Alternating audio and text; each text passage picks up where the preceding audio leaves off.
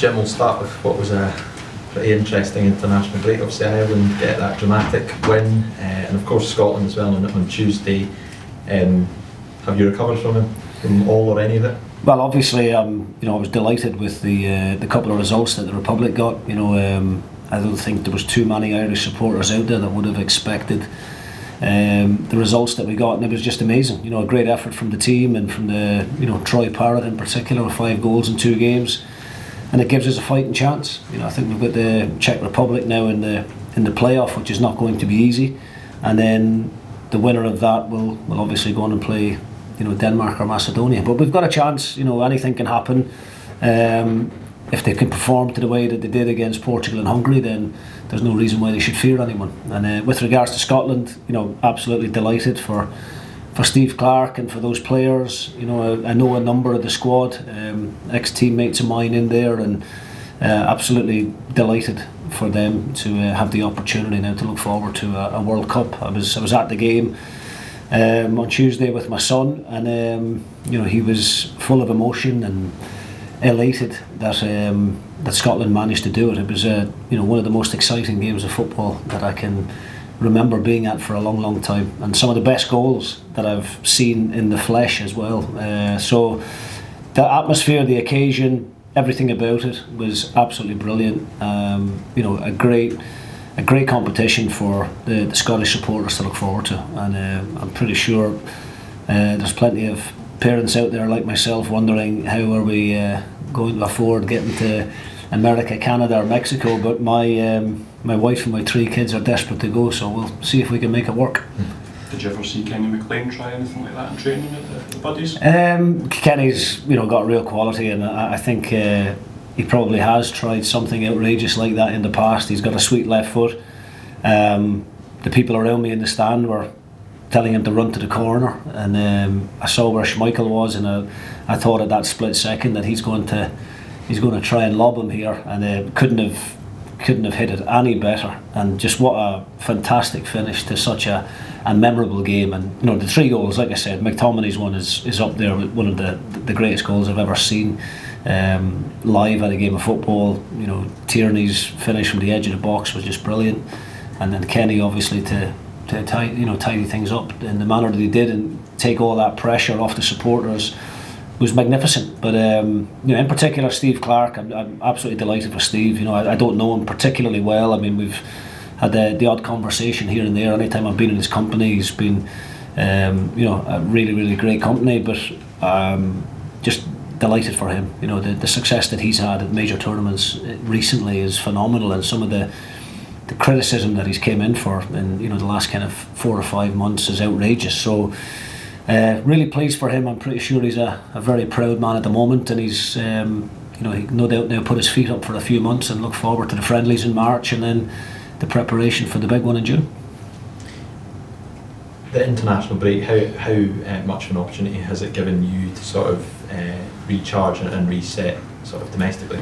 The break came at a really good time for us, because going into the Hearts game we were so short on numbers with the injuries that we had, but they weren't, some of them weren't serious injuries, and I'm glad to say that those guys have recovered now. So we've got Craig Sibbald back in the squad, Ross Graham, Max Waters, Ryan Strain's back in amongst it as well.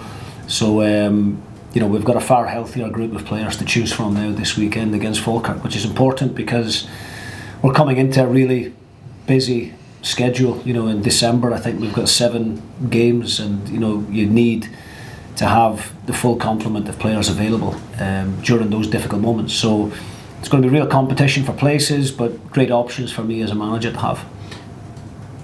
Do you think Ross Graham and Max Waters, are they in a position to at least be on the bench at the weekend? Is there also an update on Papo as well? Yeah, I mean, both Ross and Max will certainly be in the squad, but I think everybody would understand with the length of time that both players have been out, fitness wise they're not going to be quite where we need them to be. But we've arranged a friendly next week for those 2 players in particular, and 1 or 2 other members of the squad that are needing some minutes, and we'll gradually build them up to a view to getting them back into the starting 11. But With regards to Papo, you know, he had surgery a few weeks ago. All went really successful, and you know, it's going to be a long-term injury with Isaac. I can't put a date on it right now at this moment in time, but he is on the right side of the surgery. It was a successful operation, and you know, everybody here now is just trying to be as supportive as what we can for him. In terms of the game itself, you played Falkirk in the first day of the season, went ahead twice, got pegged back twice, eventually coming away with a point. Do you think this time, I guess, the hope will be that you can take that next step and get the win? Well, the hope is always that you're going to win the game, but you know, certainly we understand how difficult the game it's going to be. You know, Falkirk are on a really good run of form at the moment in the last 5 games. You know, I think it's only Celtics that's beat them at Parkhead. They've won 3 out of those 5 games. They're sitting, you know, currently 2 points above us in the league table. So we know how good a team they are. They're a very well organised, well drilled team, both in and out of possession. They've all seemed to have a clear understanding of what John McGlynn is asking them to do. And there's no surprise to me that they are sitting so high up in the table. So it's going to be a challenge, as it always is in this league. You know, say it week after week, there are no easy games. And you know, we have to go into this one with a real positive mindset off the back of a very good performance away to Hearts in the last fixture, and knowing that 3 points will take us above Falkirk. Just finally from me, you mentioned that sort of busy period of games you've got coming up. How important do you think consistency is in that busy period? Yeah, I mean, it is. I mean, like, you know, Falkirk, like I said, over the last 5 games, it shows if you can put a run of victories together, you know, in a short period of time, it can really make a difference to the outlook of the table. So yeah, I mean, we need to win games of football. That's what it all boils down to. At the end of the day, we've had, you know, probably too many draws up to now. We've not lost a whole load of games, but we've had certainly too many draws, and a lot of them draws coming from winning positions. So I think there's been great learnings taken over the last 11 games from this, you know, group of players that was put together in the summer, and I think now they know exactly what to face from each of the opposition coming up, and you know, hopefully that will stand us in good stead. First game of the season, you hadn't had the opportunity to see Falkirk performing against other teams in the Premiership. Do you feel now, having had that opportunity, that you'll be better prepared for them when they come to Tannadice? Well, I had seen lots of Falkirk in the previous couple of seasons. You know, John McGlynn hasn't made wholesale changes to that squad over the last 3 years. You know, I think he built that squad in League One that was going to be good enough to compete in the Championship, and that showed to be the case, winning back-to-back promotions. I think he's shown a lot of trust and faith in that group. You know, he's only added maybe 3 or 4 new players to the squad, but still been very reliant on that group of players that done so well in League One and the Championship. So I think the players are repaying that faith that he's shown in them. I know what it's like as a player when you come from a lower level and you find yourself playing where they are now. They're out to prove a point. You know, they want to stay here and they want to play in the Premiership for many years to come. So I think they've certainly shown that they can make that step up. They're a very good side. They've got, you know, good experience, but they've also got lots of good pace and good technical quality within the group. So we know that Saturday is going to be a difficult fixture, but you know, with you know, a good home support behind us back at Tannadice, then you know, it always gives us a great lift. Do you feel that because you haven't been at Tannadice for so long, there'll be that extra lift on Saturday when the fans are there? Yeah, definitely. I mean, the players love playing at the home stadium. I would imagine the pitch is going to be immaculate, given there hasn't been much football on it of late, and you know, that will certainly give the players a boost. But you know, we're the home team. The onus is on us to go and take the game to Falkirk. You know, get the supporters excited early doors. Try and get an early goal. Try and get our noses in front. That would be nice, because it's not something that we've done of late, and you know, that would certainly, you know, give us something to build on.